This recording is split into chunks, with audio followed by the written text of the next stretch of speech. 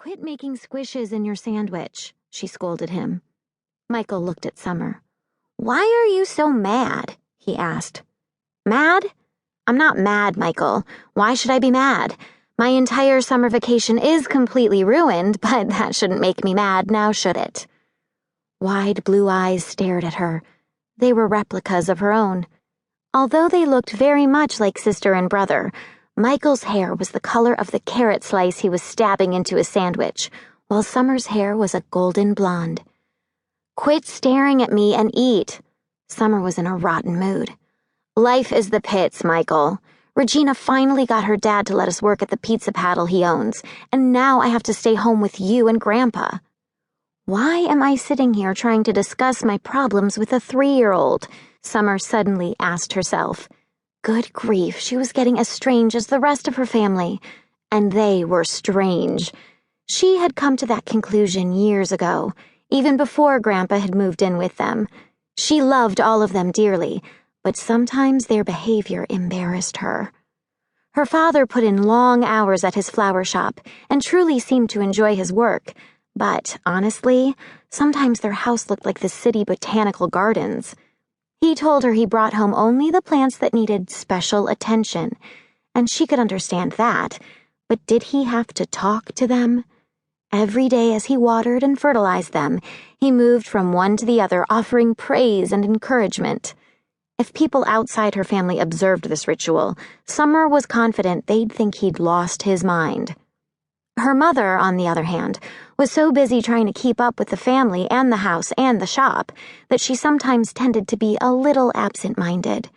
Once, she'd left work late and had quickly stopped at the supermarket to buy a few things for dinner.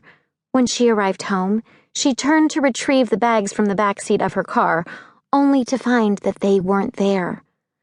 Later, she confessed that she'd had so much running through her mind, she'd forgotten the groceries and had actually left them sitting in the cart at the supermarket parking lot. And then there was Summer's grandfather. He spent almost every waking hour down in the basement working on his inventions. He hadn't lived with them very long, but he fit right in with her eccentric family. They had become so accustomed to the loud noises coming from below, they didn't even react anymore. "Anybody home?"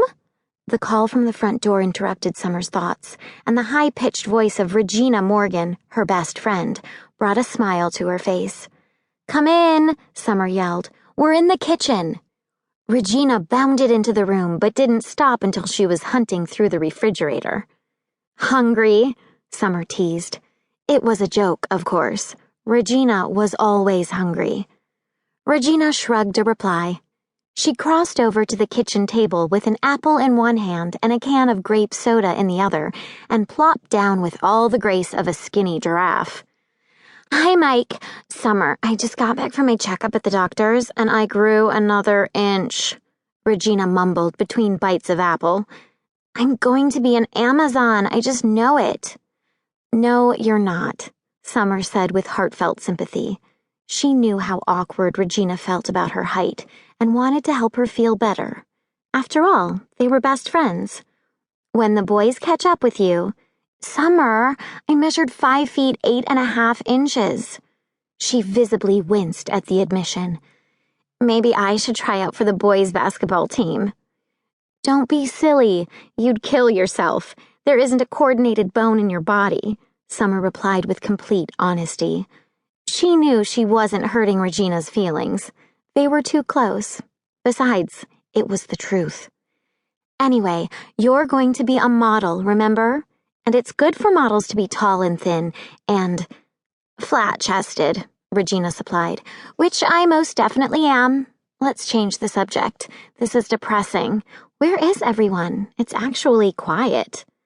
"Mom's working at the flower shop with Dad, and Grandpa is in the basement," Regina added. She had the habit of finishing Summer's sentences for her, and sometimes the trait bothered Summer, but not today. "Has he finished his remote control vacuum cleaner?" Regina understood about Grandpa, and she never laughed. That was one of the reasons she was her best friend, Summer acknowledged. She really understood. "I think so, but he hasn't tried it out upstairs yet. He's working on car chains today."